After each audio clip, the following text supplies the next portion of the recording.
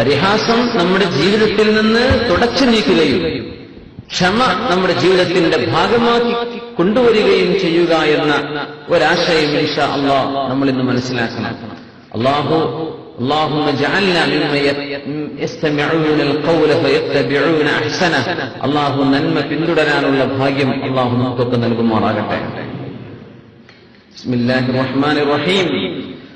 ربنا أخرجنا منها فإن عدنا فإنا ظالمون. ബഹുദൈവ ആരാധന ചെയ്ത കുന്നാ ഖൗമൻ ളാലീൻ, ഞങ്ങൾ വഴിപിഴച്ച് നടക്കുകയായിരുന്നു പടച്ചവനെ എന്ന് അല്ലാഹുവിനോട് സമ്മതിച്ചുകൊണ്ട് കുറ്റവാളികൾ, തിന്മ ചെയ്തവർ അല്ലാഹുവിനോട് താണുകേണ് യാചിച്ച് അപേക്ഷിക്കുന്ന ഒരു അപേക്ഷ. അഖ്രിജ്നാ മിൻഹാ, ഈ നരകത്തിൽ നിന്ന് ഞങ്ങളെ ഒന്ന് മോചിപ്പിക്കുമോ? ഫഇൻ ഉദ്നാ, നരകത്തിൽ നിന്ന് മോചിപ്പിക്കപ്പെട്ടതിന്റെ ശേഷവും ഞങ്ങൾ തെറ്റ് ചെയ്യുകയാണെങ്കിൽ ഫഇന്നാ ളാലിമൂൻ, ഞങ്ങൾ അക്രമികൾ തന്നെ. അപ്പൊ പിന്നെ നിനക്ക് ഞങ്ങൾ ശിക്ഷിക്കാം. പടച്ചവനെ, ഞങ്ങൾക്ക് ഇപ്പൊ ഒരു ഇളവ് തരണം. നരകമില്ലെന്നാ ഞങ്ങൾ വിചാരിച്ചത്, ഇങ്ങനെ ഒരു വിചാരണയൊന്നും ഇല്ലെന്നാ ഞങ്ങൾ കരുതിയത്. പക്ഷേ അത് ഉണ്ടെന്ന് ബോധ്യപ്പെട്ടു പടച്ചവനെ. അതുകൊണ്ട് ഞങ്ങളെ ഒന്ന് പുറത്താക്കി തരുമോ? ഞങ്ങൾ നല്ലവരായി ജീവിക്കാം. എന്നിട്ടും ഞങ്ങൾ തിന്മയിലേക്ക് പോവുകയാണെങ്കിൽ പിന്നെ ഞങ്ങൾ നരകം അർഹിക്കുന്നവർ തന്നെ എന്ന് അല്ലാഹു തആല അല്ലാഹുവിനോട് കുറ്റവാളികൾ മഹാനായ മാലിക് അലൈഹിസ്സലാം മുഖേന പറയുമ്പോഴാണ് قال اخسئوا فيها ولا تكلمون. എന്ന് പറഞ്ഞാൽ മിണ്ടിപ്പോവരുത് എന്നാണ്. അതൊക്കെ വളരെ റൂഡായിട്ടുള്ള ഒരു പ്രയോഗമാണ്. മിണ്ടരുത് എന്നൊക്കെ പറഞ്ഞ ഭയങ്കര മോശമായൊരു പ്രയോഗമാണത്. നമ്മൾ അങ്ങനെ ചിന്തിച്ചിട്ടുണ്ടോ എന്നറിയില്ല. വളരെ മോശമായൊരു പ്രയോഗമാണ് ഒരാളോട് ശഖഫ് എന്ന് പറയുന്നത്. വായ അടക്കി പിടിക്കുന്ന, അത് അത്യധികം ഇംപൊലൈറ്റ് ആൻഡ് റൂഡ് അങ്ങനെ പറയരുത് എന്നാണ് ആരോട്. കുട്ടികളൊന്നും അങ്ങനെ പറഞ്ഞു പോകരുത്. സ്കൂളിലൊന്നും പറയാൻ പാടില്ല കുട്ടികളോടൊന്നും. ശഖഫ് എന്ന വാക്ക് അങ്ങേയറ്റം റൂഡാണ്, വളരെ പരുക്കമായ പ്രയോഗമാണ്, പറയാൻ പാടില്ല. യഹ്സ എന്ന വാക്കിന് അർത്ഥം എന്താ? മിണ്ടിപ്പോകരുത്. വലാ തുകല്ലിം, അതിനെ ഒന്ന് റീഅഫറൻസ് ചെയ്യാൻ, സംസാരിക്കുകയേ വേണ്ട. ഇവിടെ ഒന്നും ഇനി പറയണ്ട. പറയേണ്ടതും കേൾക്കേണ്ടതുമായ സമയം കഴിഞ്ഞുപോയി. ഇനിയിപ്പോ പറയേണ്ടതില്ല. മിണ്ടിപ്പോകരുത്. വലാ തുകല്ലിമൂൻ, വലാ തുകല്ലിമൂനി എന്നാണ്. നിങ്ങൾ എന്നോടൊന്നും പറയല്ലേ. വലാ തുകല്ലിമൂ, എന്നോടിന് സംസാരിക്കുകയേ വേണ്ട. എന്തുകൊണ്ട്? ഇന്നഹു കാന ഫരീഖും മിൻ ഇബാദി യഖൂലൂൻ, എന്റെ സൃഷ്ടികളിൽ ഒരു വിഭാഗം, അതായത് മുഅ്മിനീങ്ങൾ, യഖൂലൂന, ഇങ്ങനെ പറയുന്നവരായിരുന്നുവല്ലോ, റബ്ബനാ ആമന്നാ ഫഗ്ഫിർ ലനാ വർഹംനാ വഅൻത ഖൈറുർ റാഹിമീൻ.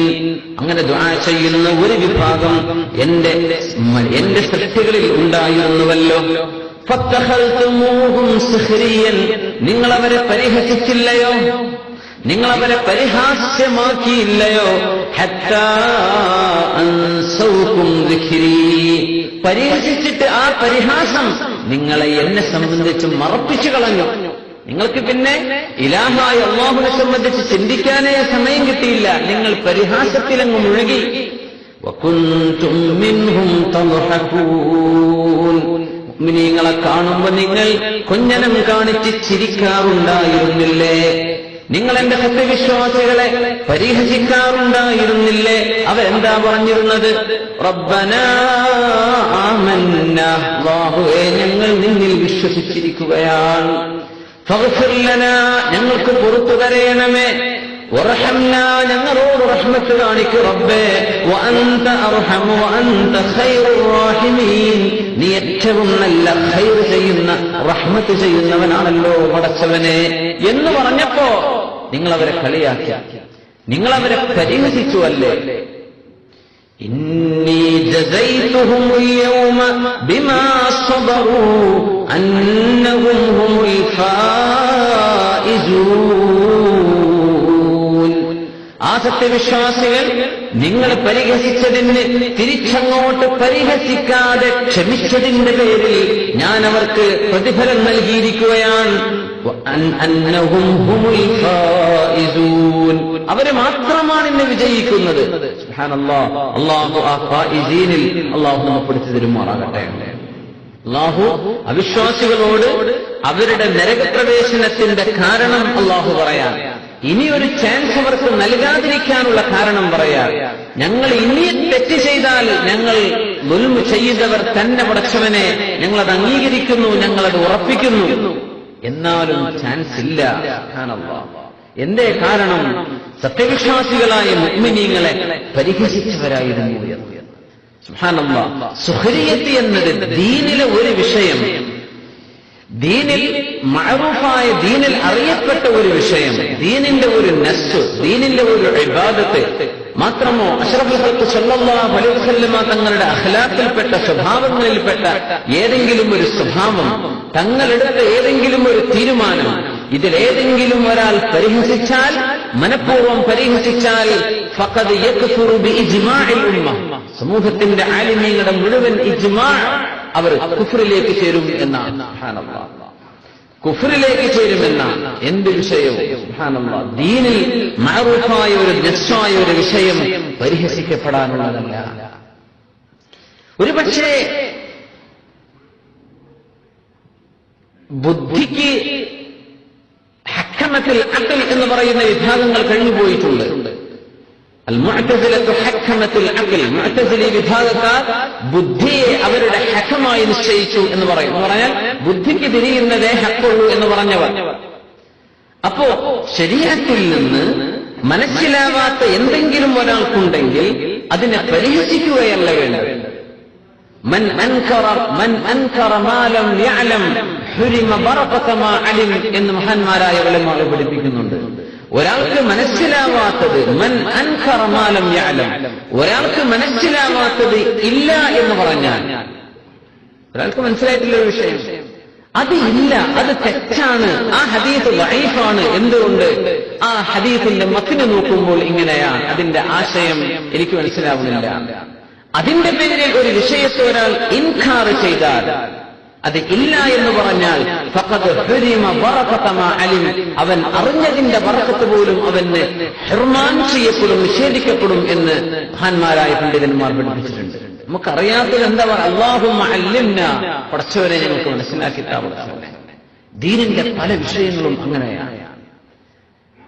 ദീൻ എന്നത് അലിമീങ്ങൾ പറയും ലൈസ ബിസായിലിൻ, അത് ഒരു കപ്പിലേക്ക് ഒഴിച്ചരാൻ പറ്റിയ സാധനമല്ല ഈമാൻ അല്ലെങ്കിൽ ദീൻ എന്ന് പറയുന്നത്. പല വിഷയങ്ങളും അങ്ങനെയാണ്, ഡൈജസ്റ്റ് ചെയ്യാൻ പറ്റില്ല. സ്വഹീഹ് മുസ്ലിമിലുള്ള ഹദീസാണ് ഹദീസുൽ ജസ്സാസ.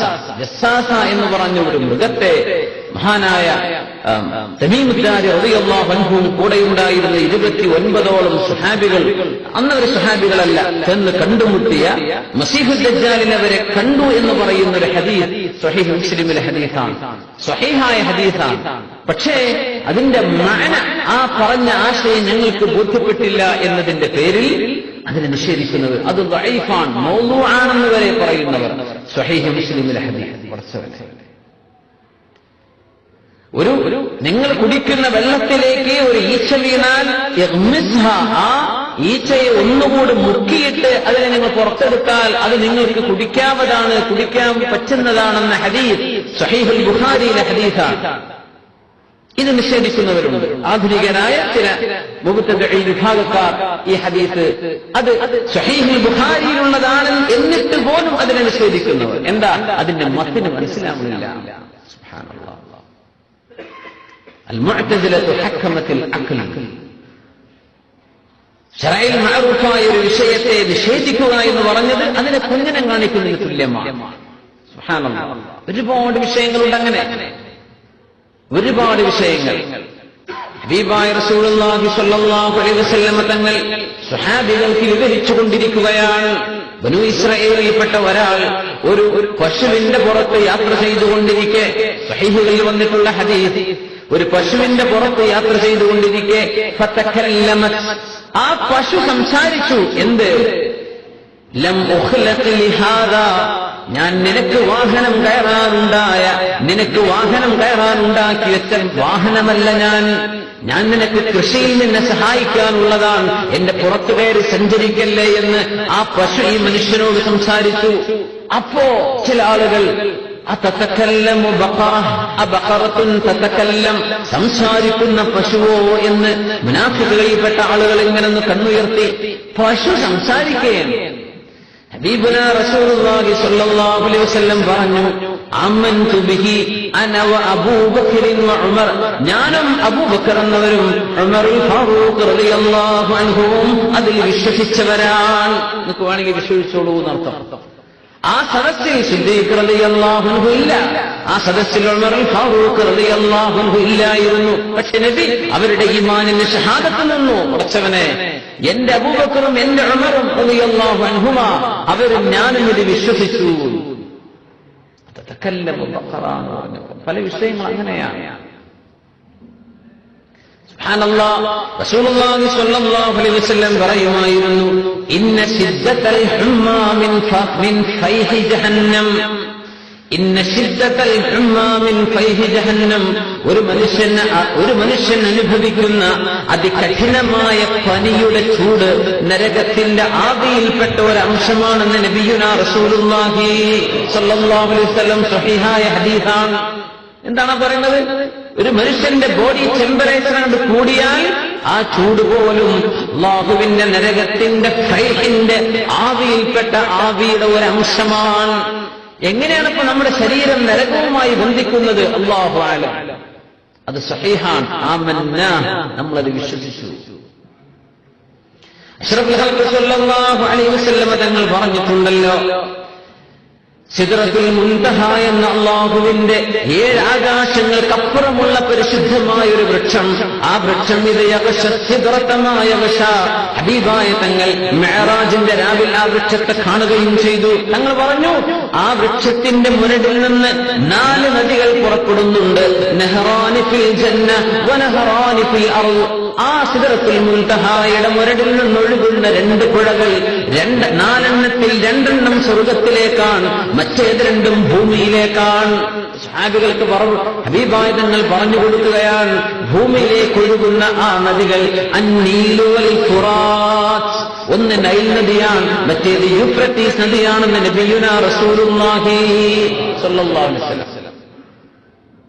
അപ്പൊ പറയാ, നൈൽ നദി ഒഴുകുന്നത് ലേക്ക് വിക്ടോറിയയിൽ നിന്നാണല്ലോ. ആഫ്രിക്കൻ ഭൂഖണ്ഡത്തിലെ ഏതാനും മധ്യത്തിലേക്ക് സൗത്ത് ഈസ്റ്റിലേക്ക് വരുമ്പോ വിക്ടോറിയ തടാകത്തിൽ നിന്നൊഴുകുന്ന ആയിരക്കണക്കിന് മൈലുകൾ സഞ്ചരിക്കുന്ന ഈ നദിയുടെ ഉറവിടം ഭൂമിയിലെ വിക്ടോറിയ തടാകമാണെന്ന് ഏത് കുട്ടിക്കും അറിയാം. പക്ഷേ ദീപായ നിബിധങ്ങൾ പറഞ്ഞു, ഈ നൈൽ നദിയുടെ മംബഅന്, ഇതിന്റെ തുടക്കത്തിന് സ്വർഗസ്ഥാനവുമായി സിദ്റത്തുൽ മുൻതഹായുമായി ബന്ധമുണ്ട്. അതങ്ങനെ തന്നെയാണ് അതിനർത്ഥം. അതിനങ്ങനെ ബന്ധമുണ്ട്. സുബ്ഹാനല്ലാഹ്. അല്ലാഹു സുബ്ഹാനഹു വ തആല ആകാശത്ത് നിന്ന് മഴ വർഷിക്കുകയും വഅൻസൽനാ മിനസ് സമാഇ മാഅൻ ബിഖദരിൻ ഫഅസ്കന്നാഹു ഫിൽ അർദ്. അല്ലാഹു തആലയാണ് സമാഇൽ നിന്ന് വെള്ളം ഇറക്കിയത്. ആ വെള്ളത്തിൽ ഭൂമിയുടെ ഉള്ളിൽ അല്ലാഹു ചില സ്ഥലത്ത് വെള്ളം നിക്ഷേപിച്ചു വെച്ചിട്ടുണ്ട്. ഭൂമിന്റെ ഉള്ളിൽ അല്ലാഹു വെള്ളം സ്റ്റോർ ചെയ്ത് വെച്ചിട്ടുണ്ട്. അത് അല്ലാഹു ചെയ്ത പണിയാണ്. മഴ വർഷിക്കുന്നത് വേറെ, ഭൂമിയിലൂടെ ഒഴുകിക്കൊണ്ടിരിക്കുന്ന സ്ട്രീമുകൾ വേറെ. ഭൂമിയുടെ ഉള്ളിൽ അല്ലാഹു വെള്ളം കരുതി വെച്ചിട്ടുണ്ട്. സുബ്ഹാനല്ലാഹ്. അങ്ങനെ വിക്ടോറിയ തടാകത്തിന്റെ ഒരു മലമുകളിൽ കിടക്കുന്ന ഈ തടാകത്തിന്റെ ഉള്ളിൽ നൈൽ നദിയുടെ ആവിർഭാവ സ്ഥാനമെന്ന് മനുഷ്യന്റെ കണ്ണുകൊണ്ട് കാണാൻ കഴിയുന്ന ഇതുപോലും സിദ്റത്തുൽ മുൻതഹായുടെ മുരടുമായി ബന്ധിക്കുന്നുണ്ട് എന്നാണ് അഷ്റഫുൽ ഖൽഖ് സ്വല്ലല്ലാഹു അലൈഹി വസല്ലം തങ്ങളുടെ ഹദീസ് പഠിപ്പിക്കുന്നത്. ബുദ്ധിക്ക് മനസ്സിലാവുന്നില്ല. ആമന്നാ ബിഹി. ഖുർആൻ തുടങ്ങുന്നത് പോലും അങ്ങനെയല്ലേ? സൂറത്തുൽ ഫാത്തിഹ കഴിഞ്ഞാൽ ബിസ്മില്ലാഹിർ റഹ്മാനിർ റഹീം, അലിഫ് ലാം മീം, ദാലികൽ കിതാബു ലാ റൈബ ഫീഹി ഹുദൽ ലിൽ മുത്തഖീൻ. അലിഫ് ലാം മീം. എന്തിനാ പടച്ചതമ്പുരാൻ ആ അലിഫ് ലാം മീം എന്ന മുഖത്തആത്ത് എന്തിനാ പറഞ്ഞത്? അലിഫ് ലാം മീം എന്തിനാണ്? അതിന്റെ അർത്ഥം എന്താ? ലാ യഅലമു തഅ്വീലഹാ ഇല്ലല്ലാഹ്. അല്ലാഹുവിനെ അറിയുള്ളൂ.